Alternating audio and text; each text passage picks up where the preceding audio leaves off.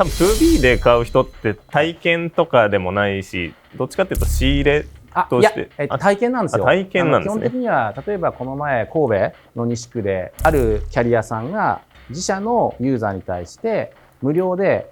稲刈り体験をやると、まあ150人ぐらい集まるんですよ。これね、一回上場とか諦めた方がいいよ。本当に。俺も100社ぐらいやってんの。これ上場のモデルで考えられてるんですか？視野には入れてるという形ですね。はい。結構体験を推してらっしゃるじゃないですか。はいはい、で売上利益求めるとなると、ある種 2C だとそもそも体験に魅力を感じてる人の母数が限られてるんじゃないかなと思って、クラウドファンディングとかに参加する人って、ここでしか得られない特別感だったりとか、あとクラウドファンディングのタイミング、要は早期で買うからこそのお得感みたいなのに惹かれてやる人が多くて、なんかわざわざ農業を体験して頑張ってなんかそういう体験したいみたいな人って言わするけれども、やっぱり今のサービスで広がってる分くらいの限られた需要で、それを YouTube でガーッとか広めても、そもそもやりたい人が少ないからこんなに広まんないんじゃないかな。いや面白い意見だと思うんですけど、僕はちょっと別のスタートアップさんですけど、おてつたびさんっていう、各地方のその農業体験とか一次産業の体験をすることで、その日銭をもらってその地方に旅行ができるっていうスタートアップが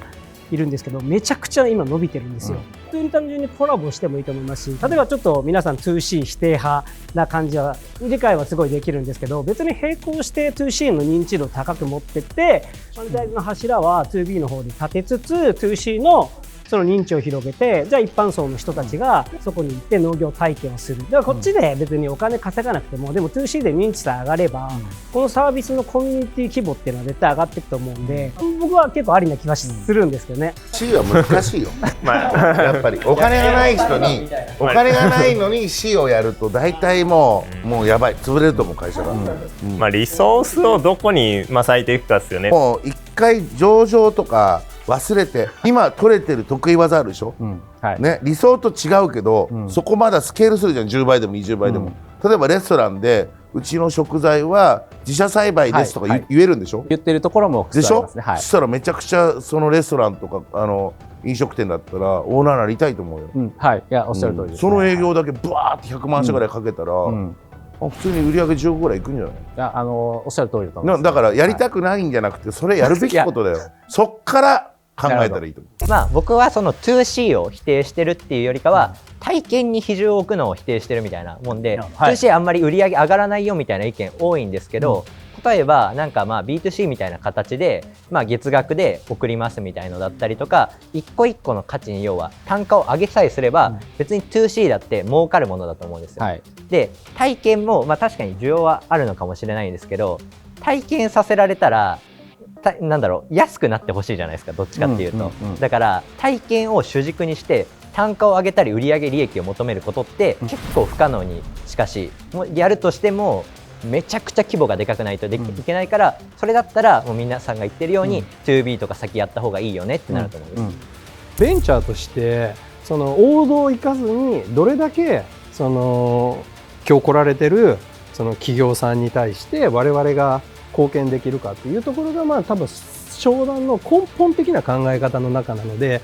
確かにお金があってドンといったらそうなんですけど、それはそうなんだけども、それは分かってる。でもそれができない理由とか決断できないいろんな事情がある中で多分ご相談来られてると思うので、できる限り僕はその中林さんが考えられてるところに対して何かできることないのかなってずっと考えてるんですけど、結論はちょっと思い浮かんでないというところなんで、どうぞ。山下さんいかがですか？オファーします。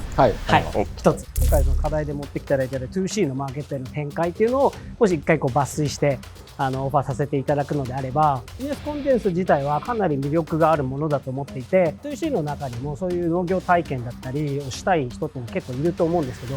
そこの認知っていうところで言うんであれば、その SNS をやってないっていうのは相当もったいないと思いますので、 SNS のコンテンツの広告が打てるので、この知見だったりがありますので、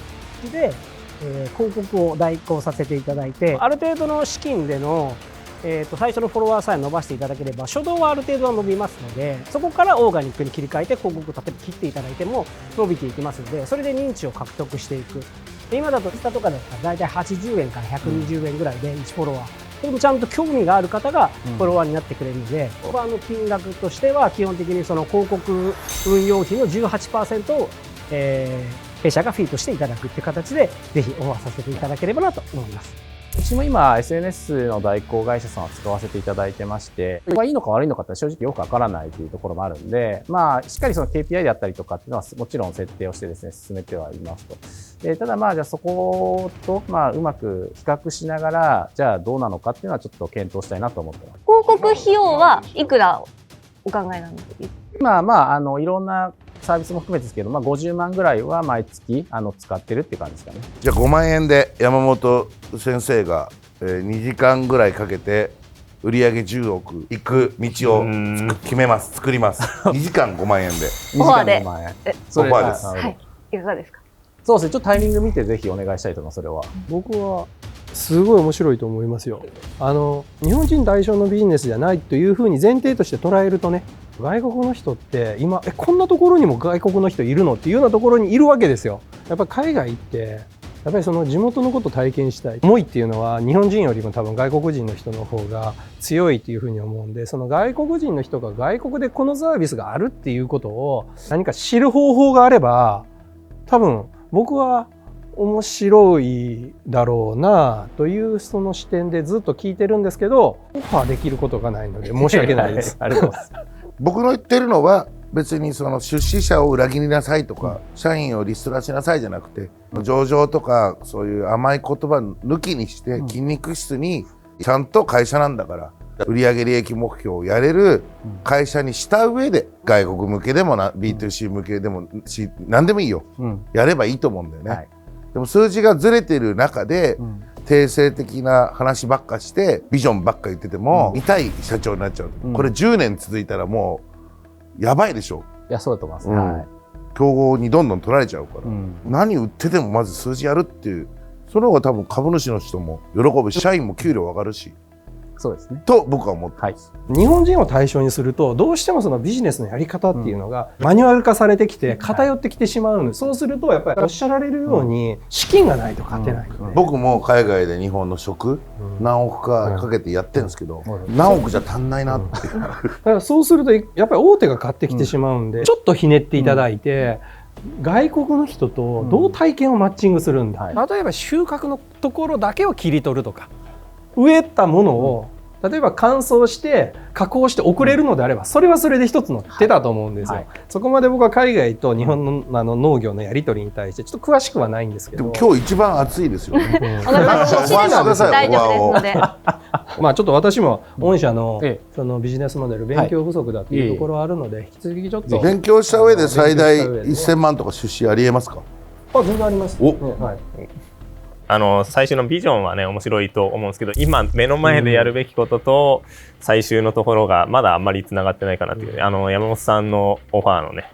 まずゴリゴリに営業していくっていうところの方が今重要なのかなと思うので、ちょっとそこの部分でうちがちょっと手助けできる部分はあまりないかなということで、ノットオファーでお願いします。僕はD2C の形で商品開発するならオファーさせてくださいっていう形で打ち合わせして、僕らがどれくらい入るかちょっとアドバイスするだけなのか、がっつり商品開発から作るのかでパーセンテージ決めさせてくださいって感じです。打ち合わせだけとかだったら10% とかで、もうこっちががっつり商品の中身とかも考えてこういうマーケティング戦略でいきますとか言ったら50% とか欲しいなって利益のと思います。小倉さんはもう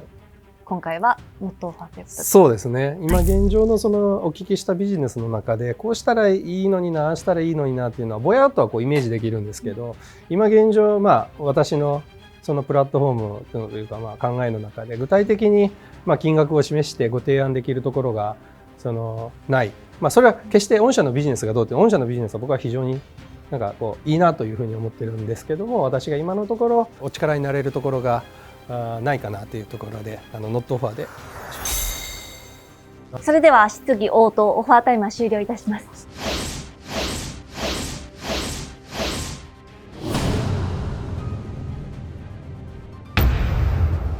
それでは今回オファーは受けられますか？今現状意思決定をしろと言われたら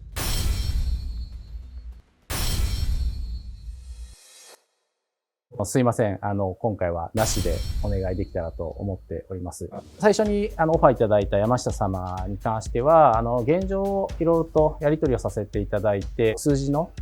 ずっと見ていただいている会社さんもあるので、いきなりここでちょっとスイッチしますっていうのはちょっとできないかなというふうに思っているというところです。大堀さんおっしゃっているところで言いますと、今やり始めたところというのもあって、いろいろと考えた上で展開をしていこうというところですので、まずは成功する失敗するあると思いますけれども、チャレンジしたいというところでございます。山本さん、めちゃくちゃ刺さったというところはあります。で、一個問題がですね、営業が僕しかいないっていうところでございまして、僕マンツーマンで2時間5万円でしていただくっていうのはすごいありがたいんですけど、ちょっとまだちょっと次の営業を採用してですね、しっかり教育をしなければならないフェーズに、しっかりとお金をお支払いしてちゃんと我々からオファーができたらいいなというところで考えているというところでございます。今回はオファー成立なしとなりました。本日はありがとうございました。そうですね、ビジネス的には面白いなと、将来の、ビジョンは面白いなと思ったんですけど、なかなかそこまでの道筋が自分の中で描けなかったというか、結構距離があるなっていうところで、その間を埋める何かがもうちょっとあれば手助けできる部分もあったかなと思うんですけど、今のうちのリソースでちょっとその部分でお役に立てる部分はちょっとあまりないかなということで、残念ながらノットオファーということにさせていただきました。企業の間のやり取りだとありがちな、2C がやりたいけど 2B の方が儲かるよねっていう結構ありがちな議論だったなって思うので、僕は2C の中でじゃあ儲けるかどう儲けるかみたいな意見をオファーさせてもらったんですけど、今回は合わなかったっていう感じだったなと思いました。利用する側として経費で落ちるんだったら確かに悪くないなと思ったんですけど、ただそれが儲かるかどうかって言ったら分からないなっていうのは思いました。そうですね、スタートアップさんで、全体的なビジョン寄りなもので、全体のその課題に関しても抽象度が大きいものだったので、その中で僕がどういう提案できるかと思って 2C のところで考えたんですけど、場の流れがどう見ても 2B の方に寄っていっちゃったんで、一応オファーをさせていただきましたけれども、今回ちょっと振られちゃったっていうので、寂しかったなっていうところがあります。ビジネスモデルとしては非常に面白いビジネスモデルで興味深かった。ただ現状私の方から何か今ご提案できることがなかったのでノットオファーという形を取りましたが、それは決してビジネスモデルがどうという問題でも私が力になれなかったというだけ、ビジネスモデルとしては非常に面白いビジネスモデルを聞かせていただいたかなというのが感想です。すでに大手さんとの出資が入られている事業者さんなので、これが入られてない本当に最初のフェーズであればもうちょっと展開も変わったかなと思うんですが、すでに多くの株主さんがおられている中だといろいろ既存の株主さんに対する影響も考えると、あの場ですぐに決断ということができなかったかなというふうに思います。ベンチャーあるあるですね。株主とか社長が必死にお金の部分、売上の部分やってて、